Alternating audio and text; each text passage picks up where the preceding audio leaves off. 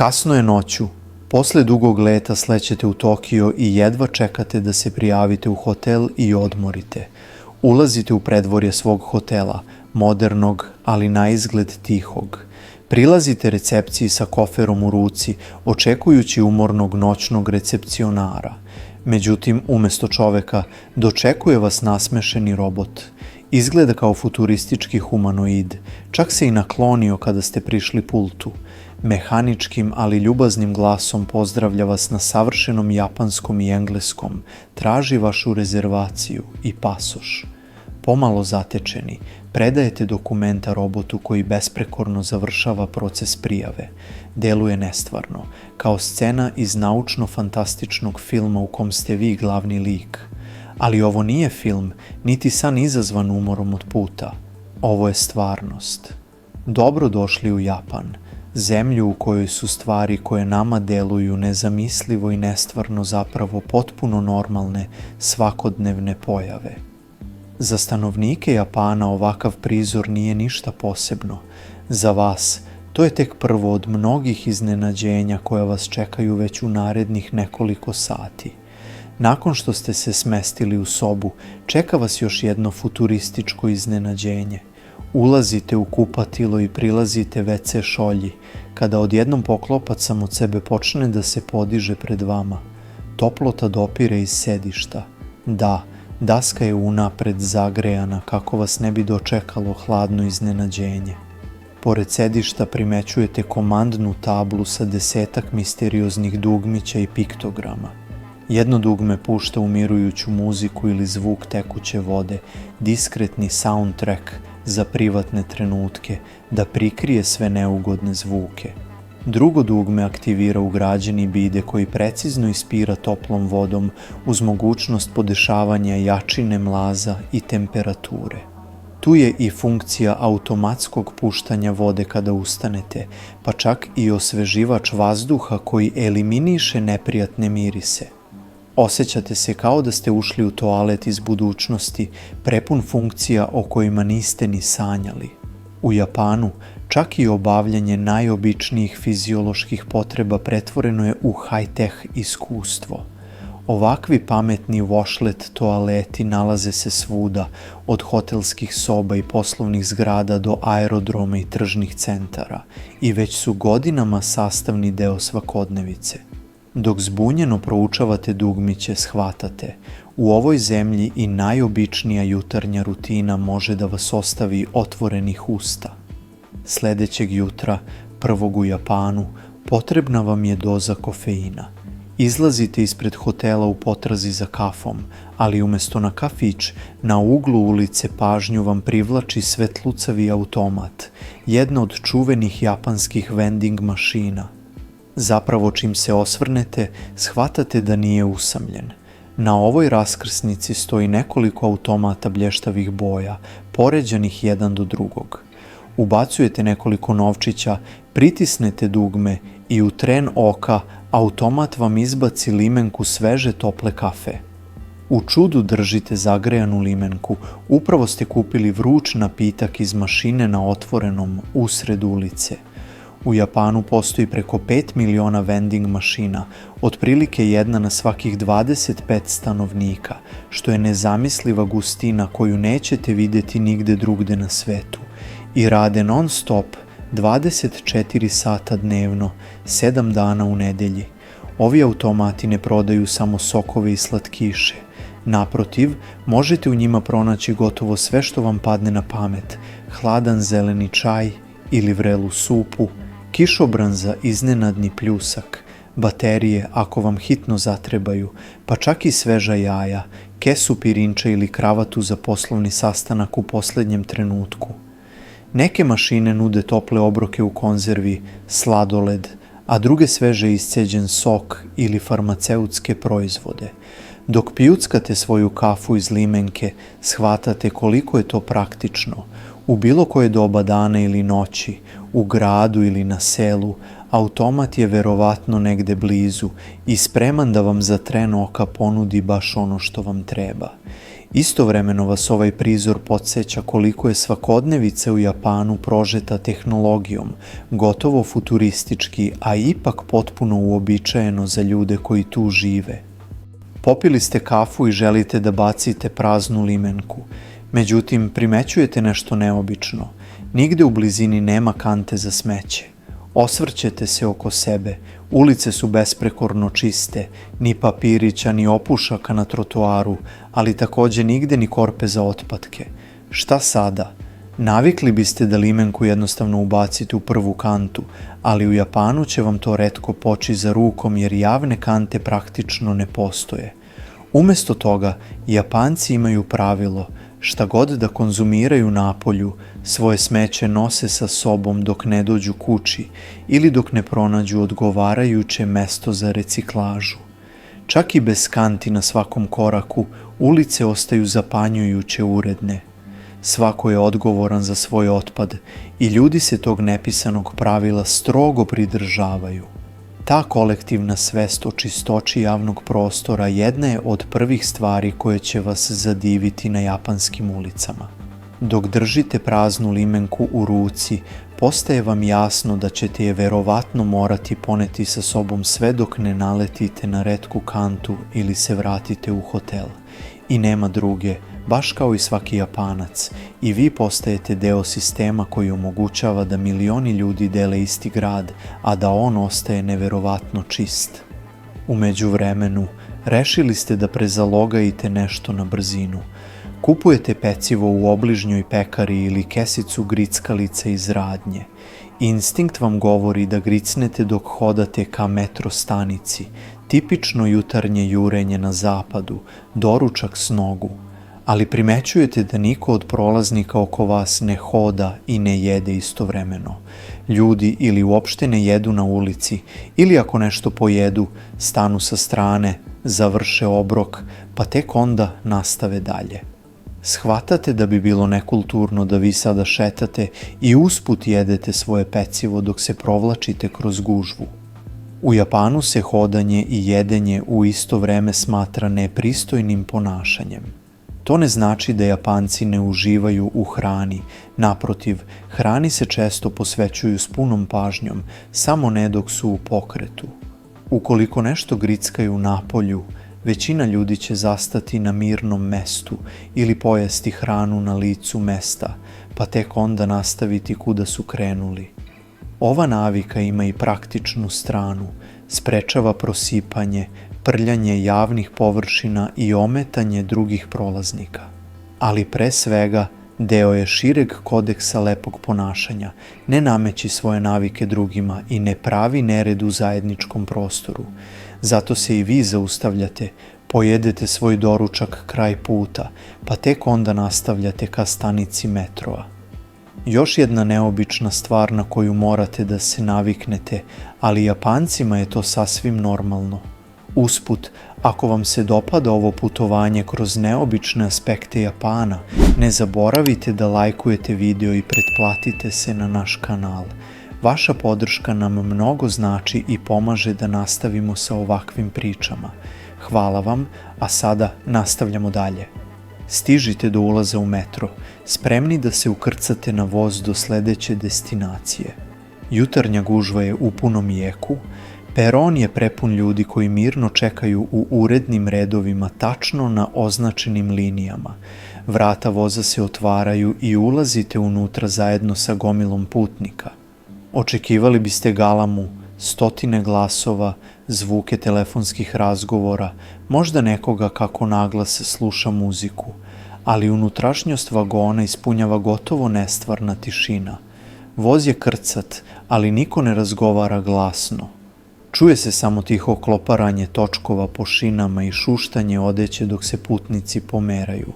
Većina ljudi gleda u svoje telefone ili drema sa zatvorenim očima.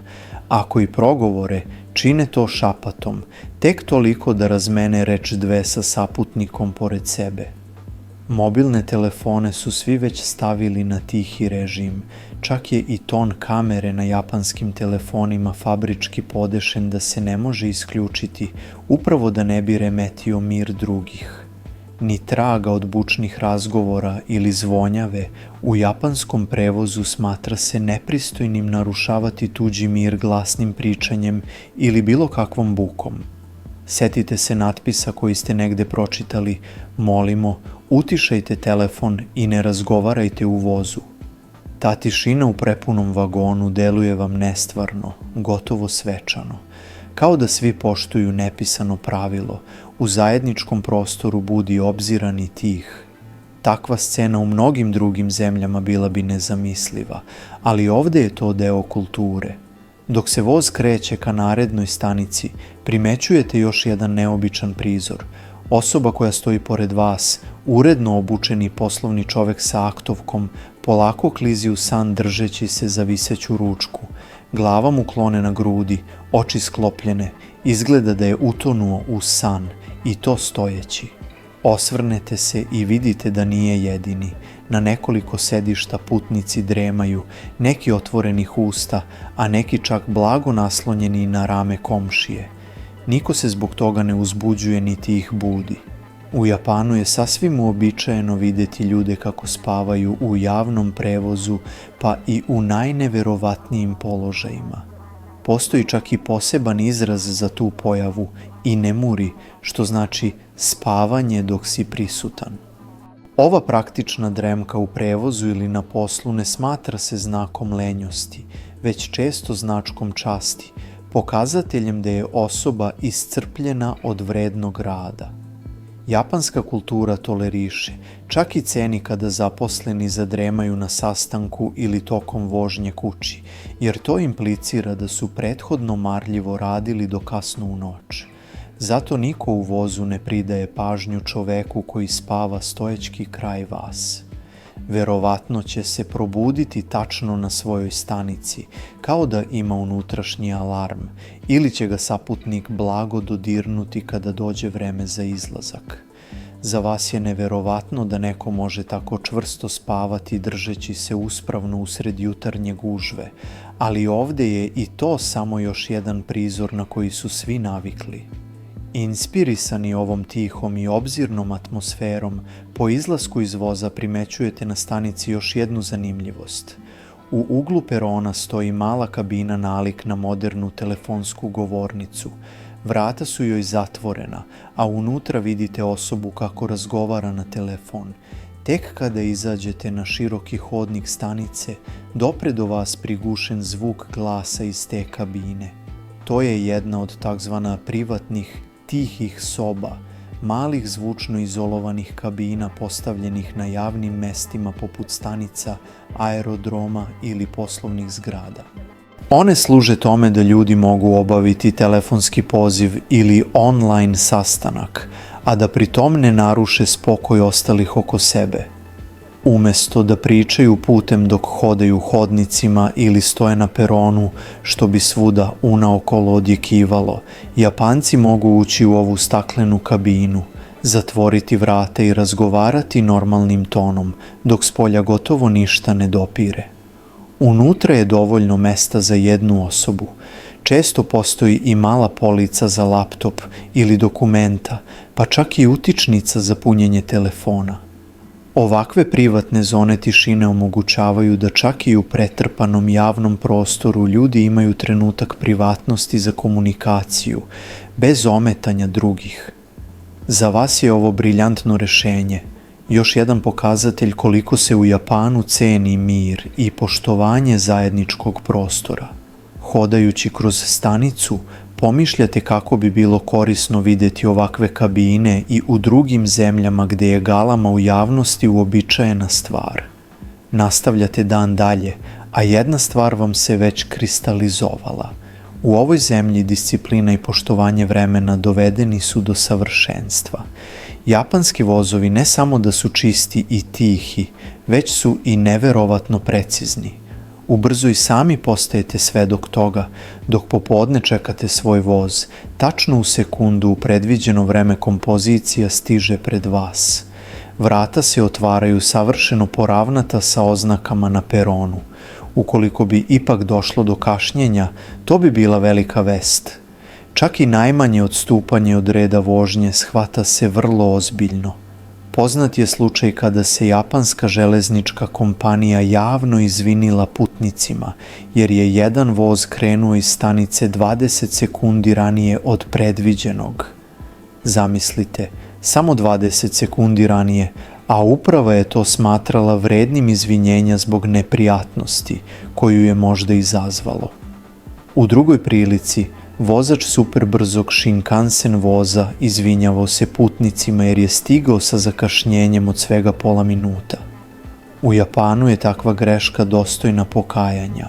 Ako voz kasni više od 1 minuta, putnicima se često dele formalna izvinjenja, pa čak i potvrde o kašnjenju kako bi ih mogli pokazati svojim šefovima ili profesorima.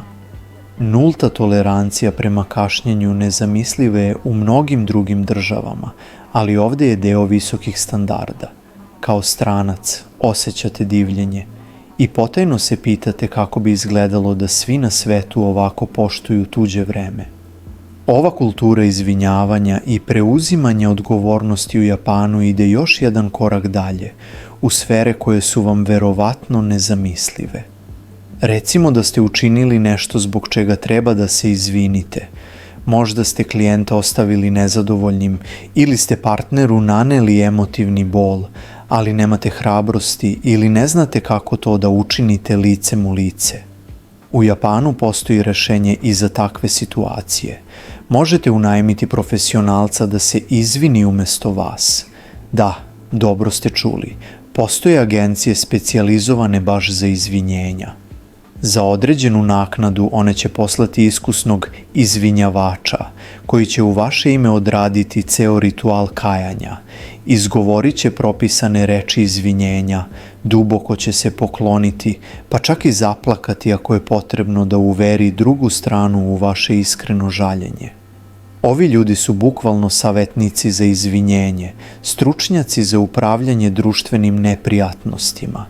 Njihov zadatak je da odglume iskreno pokajanje i umire onoga kome je naneta nepravda, bilo da je reč o poslovnom partneru, prevarenoj supruzi ili uvređenom prijatelju. Možda zvuči bizarno ili komično, ali u Japanu ovakve usluge postoje jer se ogromna važnost pridaje formalnom činu izvinjavanja. Pravilno izreći žao mi je i pokloniti se u znak kajanja smatra se ključnim za ispravljanje narušenih odnosa. Ako vi lično niste kadri da to učinite kako treba, možete platiti nekome ko jeste. Još jedna stvar u Japanu koja nama sa strane deluje neverovatno, ali tamo predstavlja praktično rešenje za delikatne situacije. Dan se bliži kraju, a vi sabirate utiske uz večeru u nekom neobičnom restoranu. Ipak, izgleda da vas Japan ima nameru iznenaditi još jednom pre nego što se dan završi. Dok sedite za stolom i proučavate meni, prilazi vam konobar, ali ne bilo kakav. Kreće se glatko na točkićima, ima simpatično digitalno lice koje prikazuje osmeh i ljubazno vas pozdravlja robotskim glasom. Pred vama je robot konobar, dizajniran da dostavi vašu porudžbinu direktno do stola. U pojedinim restoranima i kafićima u Japanu ovakvi roboti preuzimaju deo posla od ljudskog osoblja. Možda imaju oblik visokog vitkog stuba sa poslužavnikom ili pak liče na veliku mehaničku mačku sa ekranom umesto glave. Naručujete jelo preko tableta na stolu i iz kuhinje ka vama ubrzo krene ovaj automatizovani posluga, navigirajući između stolova uz pomoć kamera i senzora. Kada stigne, ljubazno vam signalizira melodijom ili svetlom da preuzmete svoje piće i tanjir. Čak izgovori jednootmeno "Hvala na čekanju" elektronskim glasom. Deluje vam neverovatno što vas poslužuje mašina, ali u isto vreme i zabavno. Nakon iskustva sa robotom recepcionerom u hotelu, pomisao da i konobari mogu biti roboti više vas ni najmanje ne čudi.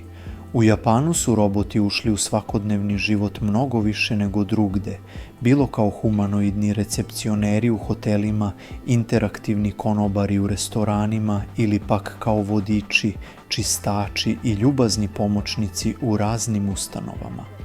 Za lokalno stanovništvo ovo je spoj praktičnosti i tehnološke inovacije, a za vas još jedan podsjetnik da se nalazite u zemlji gde granice između sadašnjosti i budućnosti gotovo da ne postoji. Tokom samo jednog dana u Japanu doživeli ste čitav niz situacija od kojih bi svaka ponaosob u nekom drugom delu sveta bila malo verovatna ili potpuno nestvarna.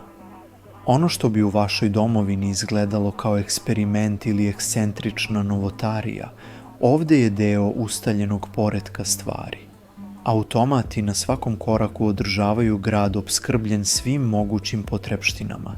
Tišina u punom vozu omogućava stotinama ljudi mirno jutro. Futuristički toaleti brinu o udobnosti i higijeni. Iscrpljeni putnici dremkaju nasred gužve i nikome ne smetaju. Roboti ljubazno uslužuju goste, a cela nacija funkcioniše poput preciznog časovnika gde se i najmanje kašnjenje doživljava kao ozbiljan propust vredan izvinjenja. Sve ove pojave proističu iz kulture koja izuzetno ceni poštovanje drugih, odgovornost, red, kao i otvorenost ka tehnološkim inovacijama. Za nas strance, Japan zaista deluje kao druga planeta ili barem kao budućnost koja je odavno stigla u svakodnevni život.